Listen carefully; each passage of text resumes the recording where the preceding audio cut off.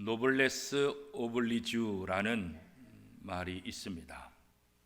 프랑스어로 귀족은 의무를 갖는다라는 뜻입니다.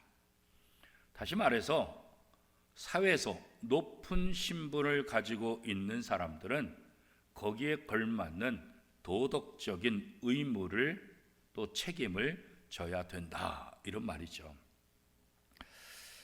로마 제국의 귀족들에게 불문율이 있었는데 그것은 고귀하게 태어난 사람은 고귀하게 행동해야 한다. 바로 노블레스 오블리주. 이것을 그들에게 있어서는 굉장히 불문물처럼 생각하며 살아왔어요. 로마 귀족들이 노예들과 다른 점이 뭐냐 이렇게 질문했을 때 귀족과 노예라는 신분 때문에 다른 것이 아니다. 우리가 노예와 다른 것은 귀족으로서 이 사회적인 의무를 실천할 수 있다는 것, 그것이 노예와 귀족의 차이점, 다른 점이다, 이렇게 생각하는 거예요. 그래서 로마 제국의 귀족들은 나라를 위해서 또 지역을 위해서 다른 사람들을 위해서 자기의 재산을 아낌없이 헌신하고, 그래서 자기의 이름을 딴 도로 이름, 자기의 이름을 딴 어떤 공공단체 건물들, 이렇게 생기는 것을 굉장히 자부심으로 여겨요. 귀족으로서 당연히 해야 될 일이다, 이런 생각을 하고 살아가는 거예요. 14세기 100년 전쟁 당시 프랑스의 도시 칼레가 영국군에게 포위를 당하게 됩니다. 이 칼레시가 영국군에게 저항을 하는데 시간이 지나면 지날수록 가능성이 없어요. 프랑스 군대의 도움도 받기가 힘들어져요. 그래서 칼레 시민들은 무슨 생각을 하냐면 이러다 다 죽는다. 차라리 우리가 영국군에게 항복하는 게 낫다. 영국군에게 항복하지만 우리의 생명은 다 지킬 수 있지 않냐. 그래서 칼레 시민들이 항복 사절단을 영국에 보내요. 우리가 항복할 때니까 이 칼레시에 살고 있는 모든 시민들의 생명은 보장해줘라, 그런 거예요.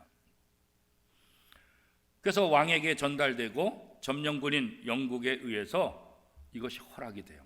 그런데 조건이 붙어요. 그 조건이 뭐냐면 너희가 이렇게 우리와 전쟁하고 우리가 대항함으로 인해서 뭔가 그 죗값은 받아야 되지 않겠냐.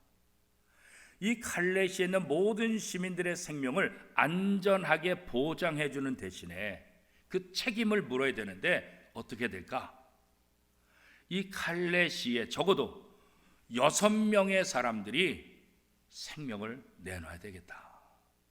그들을 교수형에 처함으로 다시는 영국군에 대항하지 않고 영국군에 순종하는 삶을 살겠다는 그런 의사표시를 하면 이 칼레시에 있는 모든 시민들의 생명을 보장해 주겠다, 이런 결정이에요. 자, 항복사절단이 돌아와서 이 영국군의 입장을 칼레 시민들에게 알려줬어요. 그러니까 칼레 시민들이 당황할 수밖에 없어요. 우리가 항복해서 이 칼레시에 사는 모든 시민들의 생명이 보장되는 것, 이거는 굉장히 좋은 일인데, 그런데 이 칼레 시민들의 생명을 보장하기 위해서 6명의 사람들이 희생돼야 되는데 그럼 누가 희생돼야 되는 거예요? 이게 이제 문제가 되는 거죠. 그 6명 누가 희생하냐는 거예요. 사람들이 다 자기 생명이 귀하잖아요. 머뭇머뭇거리고 우왕좌왕하고 혼란 속에 빠지게 되는 거예요.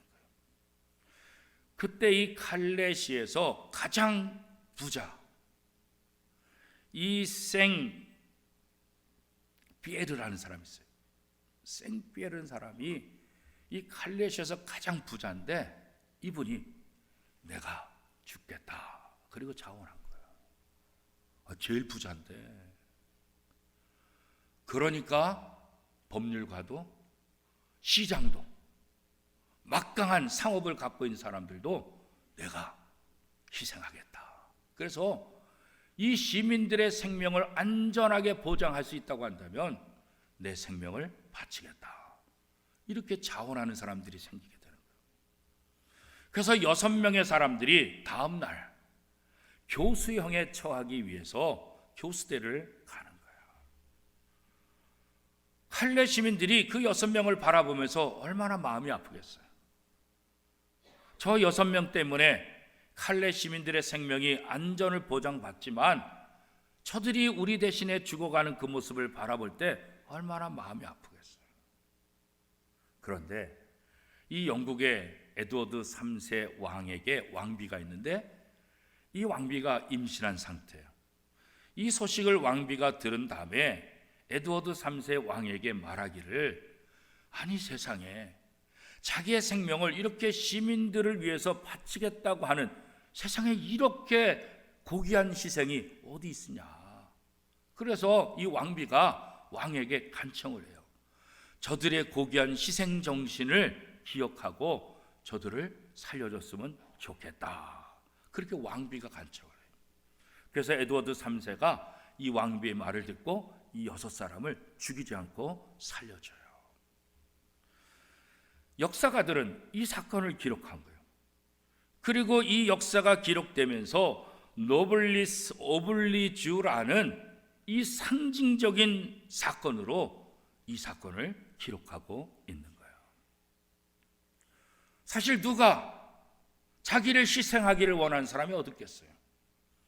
그러나 가장 부자로서, 또 이 시의 시장으로서, 또 법률가로서 이 시에 막강한 영향력을 갖고 있다고 하는 사람들이 스스로 우리 시민들을 지키기 위해서 내 생명을 내놓겠다. 이것이야말로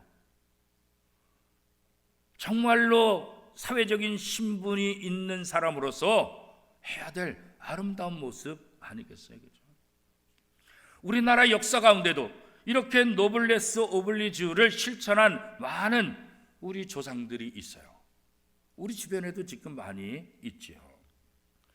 우리나라 조선 정조 당시 흉년으로 인해서 기근으로 식량난에 헤매이던 그때, 특별히 제주도 땅에서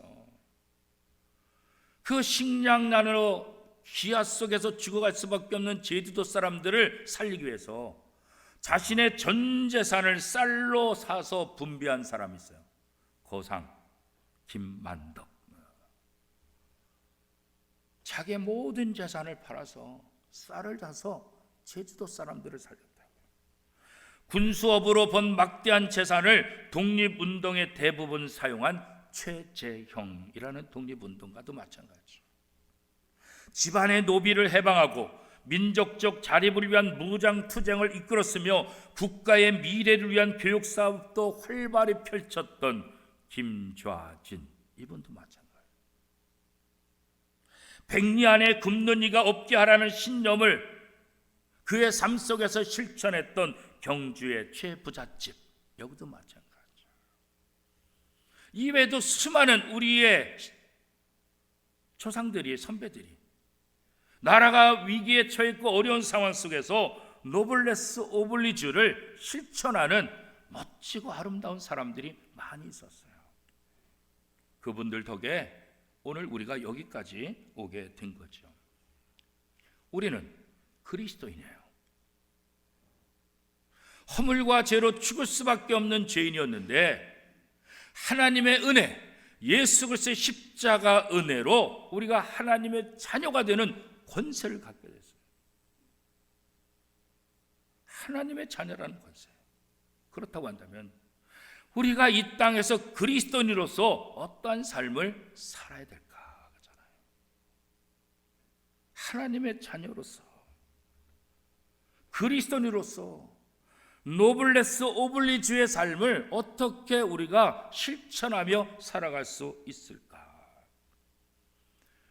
많은 그리스도인이 있다고 말하지만 정말 하나님이 인정하시는 그리스도인은 몇 명일까? 오늘 이 예배에 많은 성도들이 참석하고 있지만 하나님이 보실 때 참된 그리스도인들은 몇 명이 앉아서 예배를 드리고 있을까? 그 참된 그리스도인의 삶을 살아가는 사람 속에 내가 포함되었을까? 그래서 목사의 직분은 굉장히 중요해요. 장로의 직분, 안수집사의 직분, 권사의 직분, 교회 안에서 평신도 지도자들 이 항존직의 직분은 굉장히 중요한 거예요. 목사가 그냥 목사가 되는 것이 아니라 목사로서의 책임을 져야 되는 거예요. 그래서 신학훈련을 받고 목회훈련을 받고 어떻게 목회를 할 것인가 훈련을 통해서 목사 임직을 하게 되는 거예요. 아무나 목사로 세우는 거 아니에요. 장로님, 안수집사님, 권사님도 마찬가지예요. 그냥 아무나 장로 시키고 아무나 권사, 아무나 안수집사 시키지 않아요. 성도들의 투표를 통해서 우리 교회에서 본받을 만한 분이라고 생각해서 교회가 세우는 거예요. 세우는 것뿐만 아니라 훈련 받는 거예요. 적어도 4개월, 적어도 6개월 동안 장로로서, 안수집사로서, 권사로서 이 직분을 어떻게 감당할 수 있을까 훈련하는 거예요. 임직한 이후에도 그냥 임직자로 있는 것이 아니라 꾸준히 훈련을 받아야 돼요. 왜냐하면 목사답게 살기 위해서, 장로답게 살기 위해서, 안수집사답게 살기 위해서, 권사답게 살기 위해서, 그리스도인답게 살기 위해서 우리는 부단한 훈련을 해야 되는 거예요. 목사로서, 장로로서, 안수집사로서, 권사로서 성도들에게 본을 보이지 못한다고 한다면 그 직분이 무슨 의미가 있겠어요?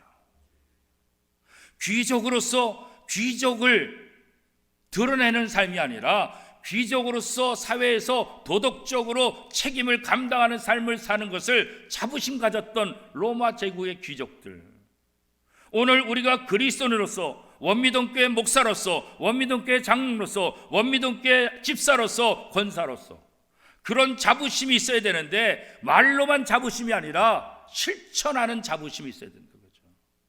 본을 보여야 된다 거죠. 그런 본을 보이지 않는다고 한다면 우리의 직분은 무슨 의미가 있겠어요? 하나님의 자녀로 구원받은 우리들, 그리스도인이라는 직분, 그리스도라는 이름을 가졌는데 그리스도인답게 살지 못한다고 한다면 이 이름의 부끄러운 삶, 부끄러운 모습 아니겠어요? 그렇죠? 그래서 오늘 성경에 보면 사도 바울은 골로새 교회 성도들을 향해서 그리스도인답게 살아가는 삶의 그 기준이 뭐냐? 그리스도인답게 살아가려면 어떻게 되느냐? 뭐 여러 가지가 있지만 한마디로 축약하면 위의 것을 찾으라 그렇게 말하고 있어요.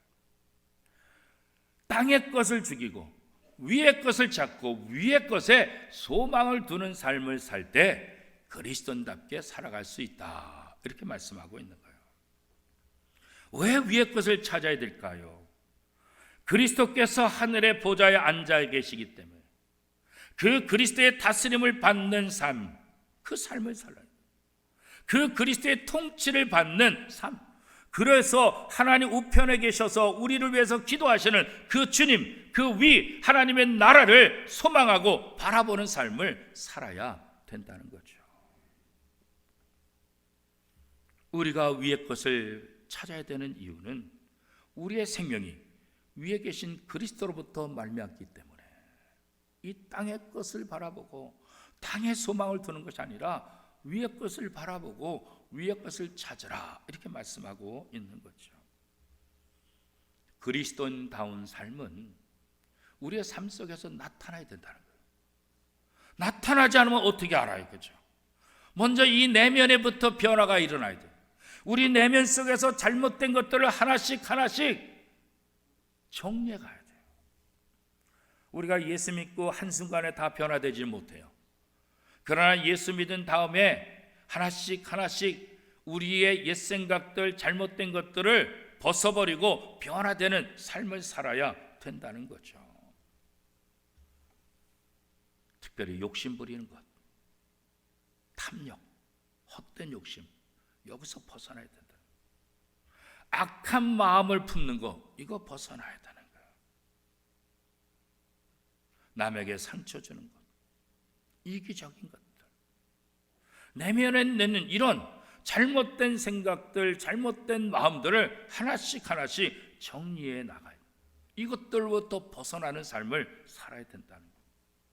그래서 사도 바울은 이 땅의 것들을 죽이라, 그렇게 말하고 있는 거예요.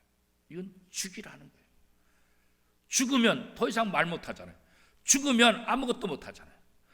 이런 모습들이 우리 속에서 다시 일어나지 못하도록, 다시 말하지 못하도록, 다시 우리를 지배하지 못하도록 그런 잘못된 것들은 과감히 죽이라, 그렇게 말해요. 우리의 마음이 변화되지 않으면 우리의 행동이 바뀌기가 쉽지 않다 그러잖아요. 그렇죠? 우리 마음이 바뀌어야 문제들이 해결되는 거예요. 우리 마음이 바뀌어야, 우리 마음이 변화돼야 우리의 삶이 변화된다는 거예요. 그래서 예수님께서는 사도 바울을 통해서 우리 마음을 바꾸라. 어떻게 바꿀까요? 빌립보서 2장 5절 말씀에 보면 이렇게 말씀하고 있어요. 너희 안에 이 마음을 품으라. 곧 그리스도 예수의 마음이니. 우리 마음에 여전히 죄인된 우리의 마음이 지배하면 죄를 질 수밖에 없다는 거예요. 그래서 그리스도인 된 사람들은 우리 안에, 사도 바울의 고백처럼 우리 안에 나는 죽고 그리스도께서 살아계시니까 우리의 마음속에 우리의 못된 마음을 완전히 죽여버리고 그리스도의 마음으로 바꿔야 된다. 그리스도의 마음이 우리 속에 있어야만 우리의 삶이 달라지고 우리의 행동이 달라지고 우리의 모습이 달라진다, 그렇게 말하는 거예요. 그래서 이 우리 내적인 부분에 하나씩 잘못된 것을 죽이는 훈련해야 된다. 그 다음에 더 중요한 건 뭐겠어요? 외적인 변화가 일어나야 된다. 이 외적인 행동에 있어서 파급 효과를 가장 많이 주는 것 중에 하나가 뭐냐면 이 언어라는 거예요. 언어 폭력. 요즘 심각하게 대두되고 있잖아요. 초등학교에서, 중학교에서, 고등학교에서, 직장 속에서. 그렇죠? 이 언어 폭력 때문에 그 사람들의 인생이 망가져. 이 언어 폭력 때문에 어떤 사람은 자기의 생명을 포기하는 그런 일도 일어나잖아요. 그리스도인의 삶에 있어서 가장 변화되어야 될 것 중에 하나는 바로 언어가 변화돼요. 언어. 우리의 말이 다른 사람을 죽이는 말이 돼서는 안 된다는 거예요. 다른 사람을 살리는 말을 해야 돼요. 다른 사람에게 상처 주는 말이 아니라 다른 사람에게 기쁨을 주는 그런 말을 해야 되는 거예요. 또 하나 문제가 뭐냐면 거짓말하는 거예요. 이 거짓말을 우습게 생각하는 분들이 많이 있어요. 주변에도 보면 목사인데도 거짓말을 아주 은근히 하는 분들이 있어요. 어떻게 목사가 거짓말할까? 그런 생각이 들죠. 목사뿐이겠어요? 장로님들도, 집사님들도, 권사님들도, 이 교회 안에서도 거짓말을 한 사람들이 있어요. 왜 거짓말을 할까요? 그 순간의 위기를 모면하기 위해서. 그런데 차라리 내가 잘못했다고 고백하는 것이 낫지, 거짓말은 또 다른 거짓말을 낳아요. 그 거짓말을 막느라고 또 다른 죄를 짓게 되는 거예요. 그렇죠? 이 거짓말은 나만 죽이는 게 아니에요. 상대방을 죽이고 사회를 무너뜨리는 거예요. 이 거짓 정보들, 요즘 SNS를 통해서 이 거짓 정보들이 얼마나 많이 돌아다니는지 몰라요. 사람들은 그런 거짓 정보를 듣고 믿는 거예요. 그리고 판단하는 거예요. 이 거짓 정보로 인해서 나도 힘들어지고 상대방에 대한 오해 때문에 이 관계가 다 무너져요. 거짓말은 사회를 무너뜨리는 거예요. 그래서 거짓말하면 안 되는 거예요. 하나님이 가장 싫어하는 것 중에 하나도 이 거짓말하는 거예요. 우리가 언어 폭력과 거짓말, 이 부분에 있어서도 우리가 좀 변화되고 그리스도인다운 그런 언어, 그리스도인다운 그런 삶을 산다고 한다면 우리 주변은 굉장히 아름다워질 수 있을 거예요. 우리가 예수 그리스도를 믿고 영원한 생명을 소유했다. 사도 바울은 이 새 생명을 얻은 골로새 교회 성도들을 향해서 위의 것을 찾아라 이렇게 지금 권면하고 있잖아요. 그렇죠? 위의 것을 찾아라 이 말은 뭐겠어요? 너희 옛 모습 그거 죽이라는 거예요. 옛 자아 그거 포기하라는 거예요. 너희가 그리스도 안에서 새 생명을 얻었으니까 이제는 새로운 삶을 살아라. 그 새로운 삶이 뭐냐? 그리스도인다운 삶, 하나님이 기뻐하시는 삶, 하나님이 추구하는 그 삶을 살아야 된다 그런 거예요.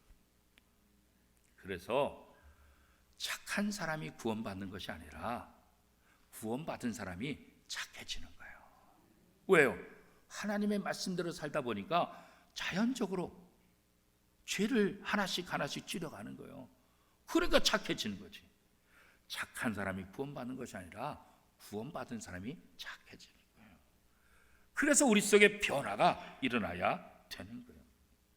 그리스도인은 옛 본성의 삶에서 새로운 본성, 새로운 피조물, 거듭남, 새로운 존재 이것으로 변화된 사람이에요. 그러니까 당연히 변화된 삶을 살아야 되는 거죠. 그래서 그리스도인들은 이 땅에 소망을 두지 않는 거예요. 이 땅의 것은 다 사라질 것, 이 땅의 것은 다 없어질 것, 이 땅의 것이 우리에게 잠시 유익은 줄 수 있지만 영원한 생명을 주지 못하는 것 알기 때문에, 그래서 그리스도인들은 예수 그리스도를 통해서 이제는 삶의 목표를 수정하는 거예요. 삶의 방향을 수정해야 되는 거예요. 어떻게 해요?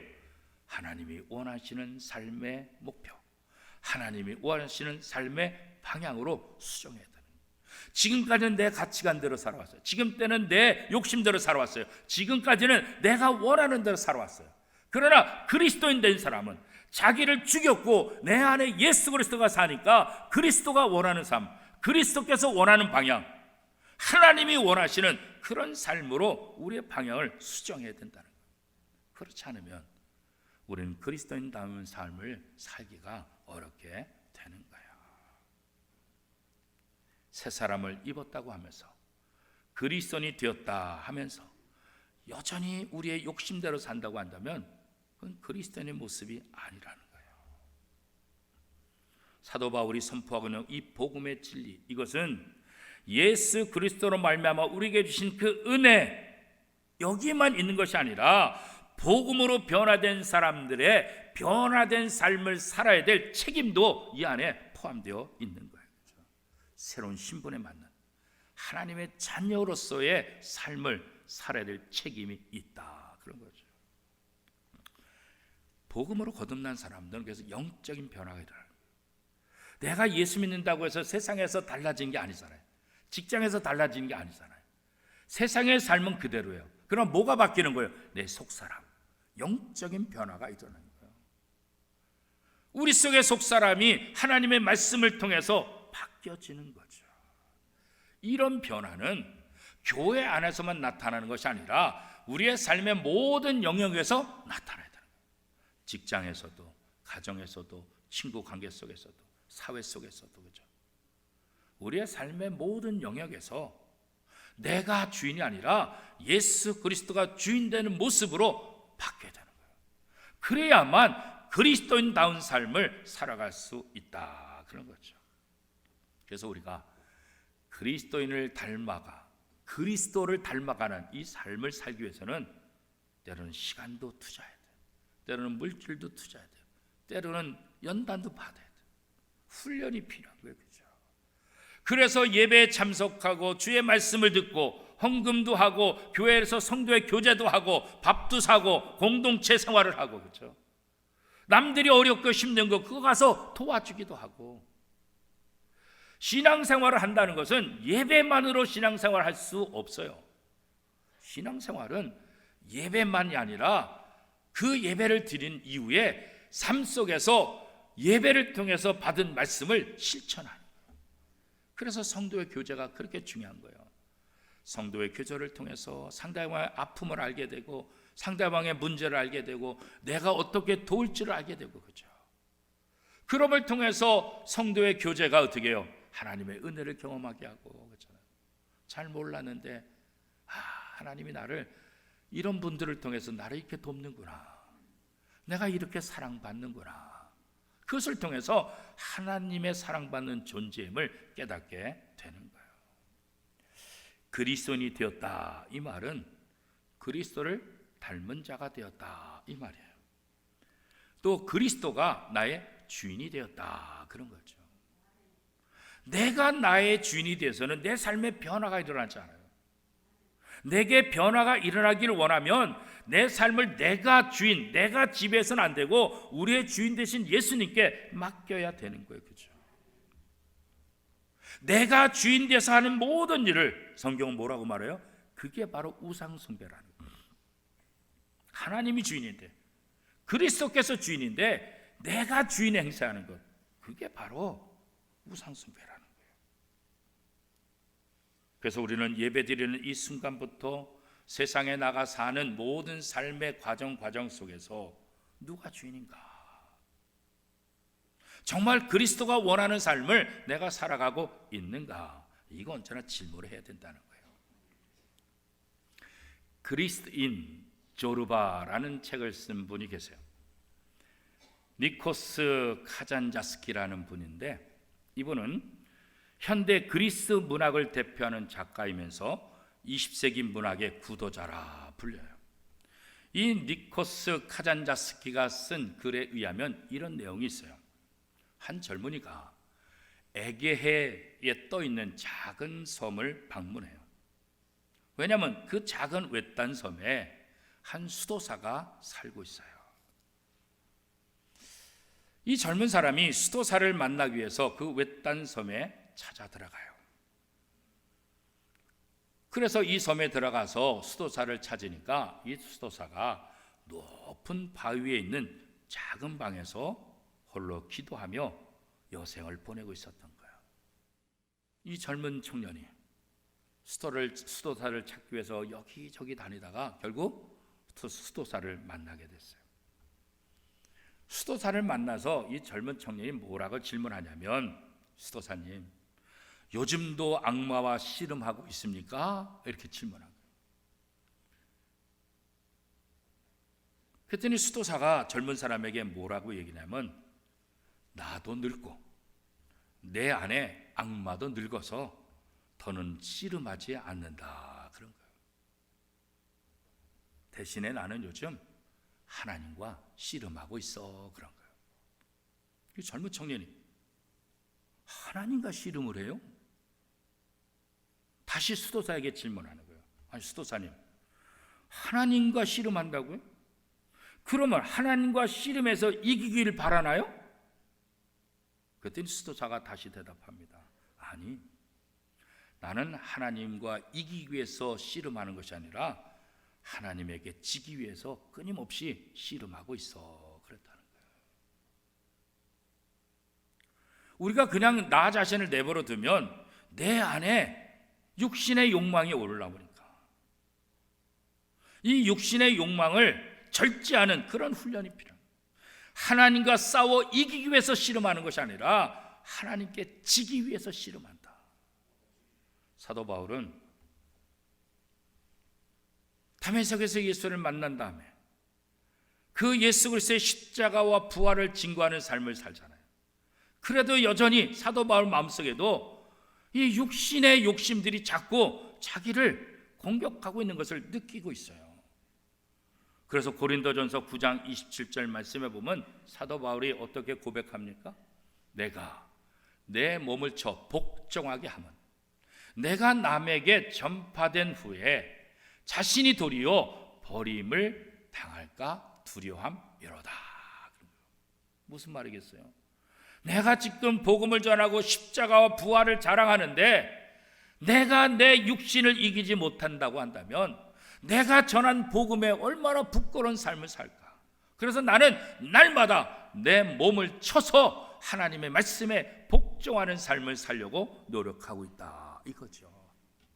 아니, 대사도 바울이 자신의 육신을 쳐서 복종하는 훈련을 한다고 한다면 오늘 우리는 어떻게 했어요? 우리도 날마다 씨름해야죠. 수도사가 하나님께 지기 위해서 씨름한다고 하는 것처럼 사도 바울이 내 몸을 쳐서 하나님의 말씀에 복종하기 위한다고 말하는 것처럼 오늘 우리가 이 땅에서 그리스도인다운 삶을 살기 위해서는 부단한 훈련이 필요한 거예요. 시간이 지난다고 저절로 그리스도인다운 삶을 사는 게 아니에요. 목사라고 장로라고 집사라고 권사라고 그 타이틀, 그 신분이 우리를 그리스도인답게 만드는 게 아니에요.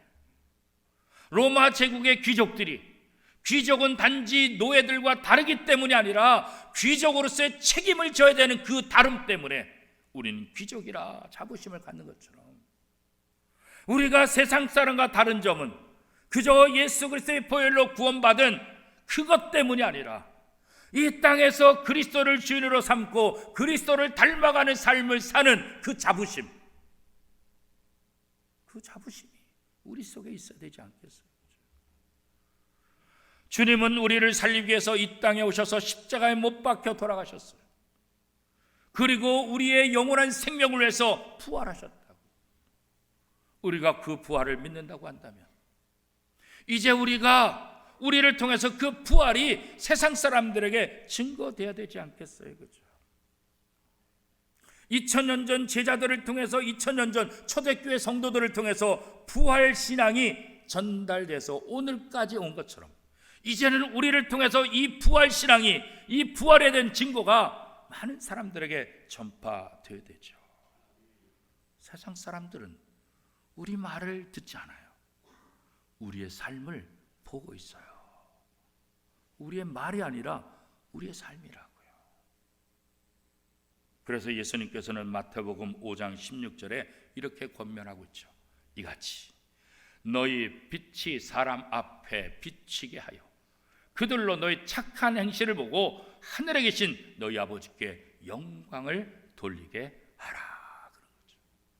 우리가 착해서 구원받는 것이 아니라 우리가 구원받은 사람으로서 착한 행실을 보이고 그런 착한 행실을 통해서 믿지 않는 사람들이 하나님 아버지를 알고 하나님 아버지께 영광을 돌리게 하라. 이런 삶을 살 때 우리 원미동교회 공동체가 더욱 견고해지며 하나님 앞에 칭찬받는 교회가 될 것이고 이런 교회 공동체를 통해서 예수 그리스도가 세상에 증거되는 역사가 일어나게 될 것입니다. 사랑하는 원미동교회 성도 여러분, 이제 교회 창립 50주년을 맞은 우리 원미동교회가 우리 원미동교회 성도들이 우리의 삶을 통해서 그리스도인다운 삶을 통해서 하나님과 하나님의 나라를 보여주고 증거하는 그런 교회, 그런 성도가 다 될 수 있기를 축복합니다.